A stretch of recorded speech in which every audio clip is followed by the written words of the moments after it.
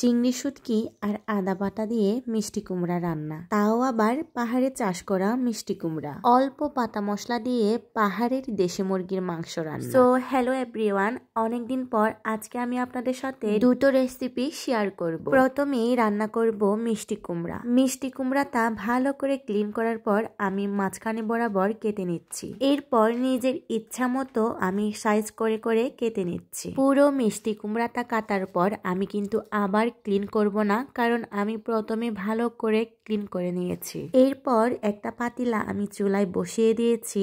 পানিটা শুকিয়ে আসলে আমি পরিমাণ মতো তেল দিচ্ছি। তেলটা গরম হয়ে আসলে আমি চিংড়ি শুটকিগুলো দিচ্ছি, সাথে পেঁয়াজ কুচি আর দুটো কাঁচামরিচ। এরপর একটু নেড়ে দিচ্ছি যাতে পেঁয়াজ আর চিংড়ি শুটকিগুলো পুড়ে না যায়। আরো দিচ্ছি স্বাদ মতো লবণ আর হলুদের গুঁড়া। ভালো করে নেড়ে দেওয়ার পর 30 থেকে 40 সেকেন্ড আমি ঢাকনা দিয়ে ঢেকে রাখবো। তারপর দিব কেটে রাখা মিষ্টি কুমড়াটা। ভালো করে নেড়ে দিব যাতে সবগুলো ভালো করে মিক্স হয়ে যায়। নেড়ে দেওয়ার পর 3 থেকে 4 মিনিট ঢাকনা দিয়ে ঢেকে রাখবো। এরপর আরেকটু হালকা নেড়ে দিয়ে আমি দিব পরিমাণ মতো পানি। আমি মিষ্টি কুমড়ার টুকরোগুলো একটু বড় সাইজের করেছি, তাই আমার পানির পরিমাণটা একটু বেশি দিতে হয়েছে। আর এই যে দেখেন কত সুন্দর কালার এসেছে। আপনারা কি জানেন মিষ্টি কুমড়া আমাদের শরীরের জন্য অনেক উপকারী। আমাদের শরীরের রোগ প্রতিরোধ ক্ষমতা বাড়াতে মিষ্টি কুমড়া সাহায্য করে। এছাড়াও যাদের হাই প্রেশার রয়েছে তারা কিন্তু নিয়মিত মিষ্টি কুমড়া খেতে পারেন। আর এই যে কথা বলতে বলতে আমার মিষ্টি কুমড়োটা হয়ে এসেছে। আমি অল্প পরিমাণ আদা বাটা দিয়েছি, তারপর ভালো করে নেড়ে দিচ্ছি।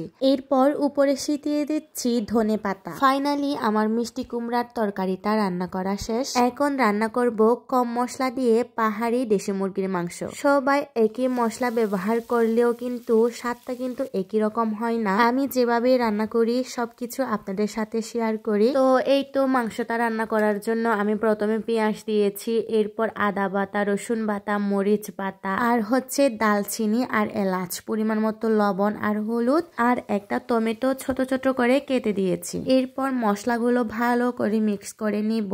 তারপর ঢাকনাটা 1 থেকে 2 মিনিট পর্যন্ত ঢেকে রাখবো। মশলাটা ভালো করে কষানো হয়ে গেলে আমি দিব মুরগির মাংসটা। আমার মতে যে কোনো মাংস রান্না করার সময় আপনি যত পরিমাণ কষাবেন তত পরিমাণ স্বাদ হবে। আমি যে কোনো মাংস রান্না করার সময় মশলার সাথে মাংসটা অনেকক্ষণ ধরে কষাই, তারপর পরিমাণ মতো পানি দিই। তবে কষানোর সময় খেয়াল রাখতে হবে যাতে মাংসটা পুড়ে না যায়, তাই কিছুক্ষণ পর পর নেড়ে দিতে হবে। আমি জানি আমার ভিডিও যারা দেখেন আপনারা বেশিরভাগই রান্না বান্না করতে পারেন, তাই আপনারা অনেকে হয়তো ভাববেন এটা কেন বলতে হচ্ছে, আমরা তো এসব রান্না করতে পারি। আসলে না, আমি মূলত আমার রান্নার স্টাইলটা কিরকম সেসব আপনাদের সাথে শেয়ার করি। আর এইটাও জানি অনেকে আছেন যারা আমার থেকে অনেক বেশি ভালো রান্না করতে পারেন। কথা বলতে বলতে আজকে রান্নাটা আমার কমপ্লিট। এই যে এটা হচ্ছে দেশি মুরগির মাংসটা। কালারটা কেমন এসেছে একটু কমেন্ট করে জানাইয়েন। আর সাথে শসা, টমেটো, গাজর দিয়ে স্যালাড। আর এটা হচ্ছে মিষ্টি কুমড়া তরকারিটা।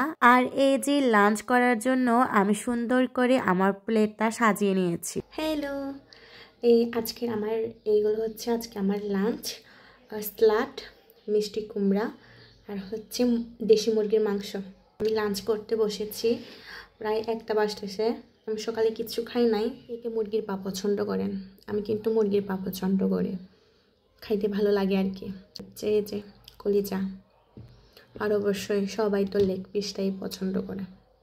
আমি একটু মিষ্টি কুমড়া খেয়ে দেখি।